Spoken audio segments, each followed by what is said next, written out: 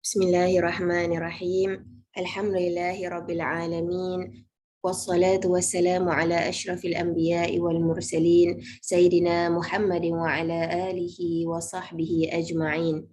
اللهم اجعل القرآن ربيع قلوبنا ونور صدورنا وجلاء أحزاننا وذهاب همومنا وغمومنا وسائقنا ودليلنا إليك وإلى جنتك جنات النعيم وصلى الله على سيدنا محمد. Ya Allah, ya Tuhan kami, jadikanlah Al-Quran sebagai penyejuk hati kami, cahaya yang menyinari dada kami, penglipur duka dan penghapus kesedihan kami, pemandu kami dan petunjuk jalan bagi kami menuju kepadamu dan menuju syurga-Mu, syurga An-Na'im. Wassallallahu ala Sayyidina Muhammadin wa ala alihi wa sahbihi wa sallam walhamdulillahi rabbil alamin. Alhamdulillah, tiba masanya untuk kita meneruskan perkongsian satu hari satu juz. Alhamdulillah, kita telah sampai kepada juzuk yang ke-13 pada pagi ini, di mana anda akan dapati bahawa juzuk yang ke-13 ini mengandungi 3 surah. Di mana iaitu yang pertama pengakhiran daripada surah Nabi Yusuf alaihi salam, kemudian masuk kepada surah Ar-Ra'du, kemudian pergi kepada surah Ibrahim secara keseluruhan. Baik. Mari kita sama-sama mengimbau kembali apakah yang terkandung di dalam surah Yusuf. Baik, kita lihat bahawa surah Yusuf ini pada semalam dikatakan surah Yusuf satu-satunya surah yang menceritakan tentang Nabi Yusuf, tentang seorang Nabi secara kronologi daripada kecil hinggalah dia menjadi Nabi, hinggalah besar, hingga pengakhiran yang baik, iaitu dia dapat bersatu semula bersama keluarganya dan adik-beradiknya semua dapat berbaik semula dengan Nabi Yusuf alaihissalam. Jadi ianya bermula dengan episod Nabi Yusuf alaihissalam bermimpi. Inni raitu ahada asyara kawkaba wasyamsa wal qamar. Dia bermimpi, dia melihat 11 bintang, matahari dan bulan, menghormatinya, iaitu bersujud menghormati kepada Nabi Yusuf alaihissalam. Jadi sebenarnya Allah Subhanahu Wa Taala menurunkan surah Yusuf ini kepada sewaktu zaman Rasul SAW kepada Nabi Muhammad SAW sebagai suatu ketika Rasulullah SAW diuji oleh Allah dengan begitu pada fasa yang ketiga, sewaktu di Mekah, agar ianya memberi motivasi kepada Rasul sallallahu alaihi wasallam agar lihat, agar beri contoh kepada Nabi ini, Nabi Yusuf, iaitu pada awalannya itu dia tu dipulaukan oleh ahli keluarganya, dia mendapat mendapat layanan yang tidak adil daripada adik-beradiknya, kemudian dia dijual, jadi menjadikan suatu motivasi kepada Rasul untuk kembali semangat untuk menyampaikan dakwah walaupun dia ditindas, walaupun dia mendapat tentangan daripada kaum musyrikin Mekah. Baik, jadi ianya satu sumber motivasi kepada Rasul dan juga kepada para sahabat. Sebab itulah ianya disebut sebagai suatu kisah yang terindah, ahsanul qisas, yang terbaik, kerana pengakhiran setiap satu kisah itu adalah baik. Begitulah juga Allah Subhanahu Wa Taala menyuruh Rasulullah SAW agar bersabar atas segala ujian dan penindasan yang dilakukan, yang berlaku di Mekah. Nanti Allah Subhanahu Wa Taala yang akan menjamin kemenangan dakwah Rasulullah SAW, iaitu nanti dia akan berhijrah ke Madinah. Jadi pada saat ini Rasulullah tidak tahu lagi, belum tahu lagi, tapi Allah menyuruh bersabar, nanti akan mendapat kesudahan yang baik seperti mana berlaku kepada kesudahan Nabi Yusuf alaihi salam. Jadi pengajaran tentang kesabaran ini kita lihat dalam surah Yusuf alaihissalam. Nabi Yaqub iaitu bapa kepada Nabi Yusuf alaihissalam yang berpisah dengan anak kesayangannya, menunjukkan suatu kesabaran yang tinggi yang dilakukan oleh Nabi Yaqub alaihissalam, bersabar ke atas kehilangan anaknya. Kemudian Nabi Yusuf alaihissalam juga yang bersabar kerana dibuang oleh ahli keluarganya sendiri, kemudian dihumban di dalam penjara bertahun-tahun lamanya mengenai sesuatu perkara yang tidak dilakukannya, namun dia memilih penjara itu lebih baik daripada dia difitnah oleh wanita-wanita pada ketika itu.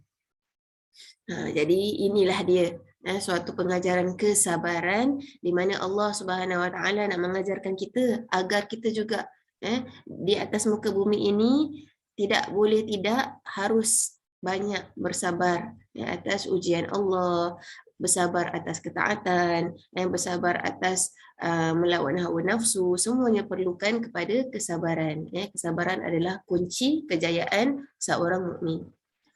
Baik, kita pergi kepada surah yang seterusnya, iaitu surah Ar-Ra'du yang bermaksud guru. Kebetulan pula dekat di kawasan saya ni sedang hujan. Okay. Ianya sebenarnya membicarakan surah Ar-Ra'du ni nak cakap tentang, oleh kerana namanya tentang suatu makhluk semula jadi Allah yang Allah Subhanahu Wa Taala jadikan, Ar-Ra'du, itu saya kata tadi guru, maka Allah Subhanahu Wa Taala dalam surah ini nak mengajarkan kepada kita tentang bagaimana kita melihat kuasa Allah Subhanahu Wa Taala dalam penciptaan.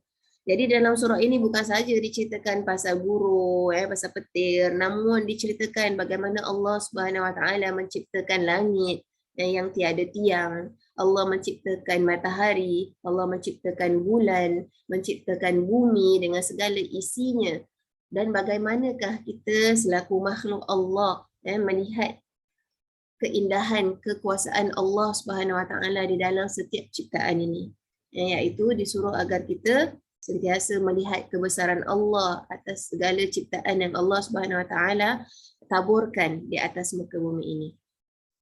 Dan ianya surah ini bermula dan berakhir tentang orang-orang yang tidak beriman kepada Allah Subhanahu Wa Taala, agar orang yang membaca Al-Quran ini tidak menjadi seperti orang yang tidak beriman, sedangkan dalam kehidupannya disekelilingi oleh kuasa Allah Subhanahu Wa Taala. Apabila dia keluar, dia lihat langit, apabila dia berjalan, dia melihat bumi, namun dia tidak merasakan keimanan di dalam hatinya.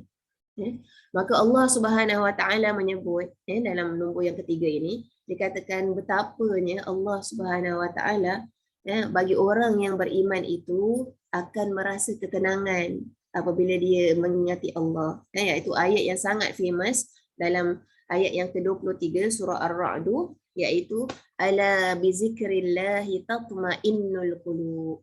Hanya sahaja dengan mengingati Allah, hati akan menjadi tenang.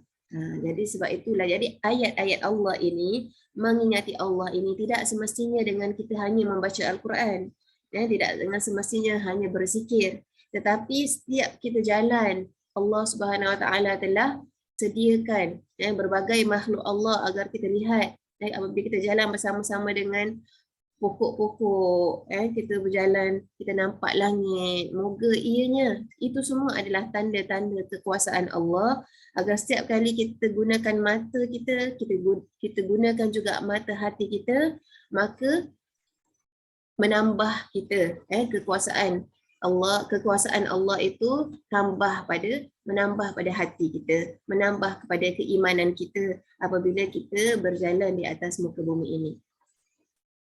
Okey, kemudian pengakhiran surah Ar-Ra'du ini yang ada menekankan tentang very pentingnya bahasa Arab untuk kita memahami Al-Quranul Karim. Dalam ayat yang ke-37 dikatakan anzalnahu hukman arabiyyan. Jadi kita lihat dekat sini, tema surah ini adalah kuatnya sebuah kebenaran dan lemahnya kebatilan. Kuatnya maksudnya dengan kita melihat ayat-ayat Allah di atas muka bumi ini, Apa lagikah? Itulah dia keyakinan yang perlu kita ada. Itulah dia kebenaran tentang kekuasaan Allah Subhanahu wa taala yang Allah Subhanahu wa taala pamerkan di atas muka bumi ini. Baik, kita pergi kepada surah yang terakhir di dalam juzuk yang ke-13. Surah ini sempurna dalam juzuk yang ke-13, maknanya surah ini pendek saja, iaitu surah Ibrahim. Okay. Jadi surah Ibrahim bukan nak menceritakan tentang Nabi Ibrahim.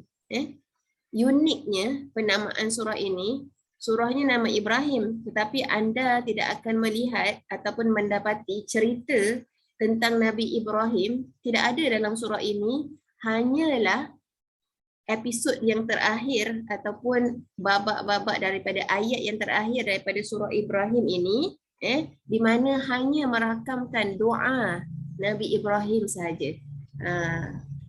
Itulah dia keunikan dia. Kita lihat kalau dari segi penamaan surah ini. Mengapa Allah Subhanahu wa taala menamakan surah ini dengan surah Ibrahim? Kerana doa Nabi Ibrahim ini. Jadi kita lihat awalannya dulu. Surah ini iaitu surah Ibrahim bermula dan berakhir tentang ayat yang berkaitan dengan Al-Quran, tentang kebesaran Al-Quran. Kemudian Allah Subhanahu wa taala menyambungkan lagi apa yang dibicarakan dalam surah Ar-Ra'd, ditekankan lagi dalam surah Ibrahim, iaitu hikmah Al-Quran ini diturunkan dalam bahasa Arab, ada hikmahnya, ada keindahan bahasanya, ada sesuatu yang perlu kita terokai dalam bahasa Arab. Jadi kita lihat Al-Quran ini dalam bahasa Arab. Apabila kita menunaikan salat juga, kita mengucapkan dalam bahasa Arab. Tak sah solat kalau kita sebut doa-doa ataupun zikir dalam solat itu dalam bahasa Melayu atau bahasa Inggeris dan seumpamanya. Hanya bahasa Arab saja yang dibenarkan. Pastinya ada kelebihan bahasa itu. Mengapa Allah Subhanahu wa taala memilih bahasa Arab sebagai bahasa perantaraan yang untuk menurunkan kitab suci Al-Quranul Karim. Dan yang terindah dan yang terakhir yang saya kongsikan dalam surah Ibrahim ini, seperti mana yang saya katakan tadi, terdapat doa-doa yang boleh diamalkan dalam kehidupan kita. Iaitu antara doa yang terindah yang harus kita amalkan khususnya di bulan Ramadan ini adalah doa Nabi Ibrahim. Iaitu anda boleh catat dalam ayat yang ke-40 surah Ibrahim, Rabbi ja'alni muqimas salati wa min dzurriyyati Rabbana wa taqabbal doa. Ya Allah, ya Tuhanku, jadikanlah aku seorang hamba yang mendirikan solat. Begitu juga dengan ahli keluarga zuriatku. Moga Allah Subhanahu wa taala mengkabulkan permintaannya. Jadi Nabi Ibrahim ni merasa bahagia dengan keimanan. Dia kata nikmat yang terbesar ini adalah keimanan. Yang tidak ada nikmat yang terbesar lagi kecuali dengan nikmat keimanan tersebut. Semoga kita juga mencontohi Nabi Ibrahim, Nabi Yusuf atas ketabahan. Semoga kita tergolong pada istiqamah, tergolong pada orang-orang yang berjaya di dunia dan di akhirat. Sekian saja perkongsian saya pada hari ini.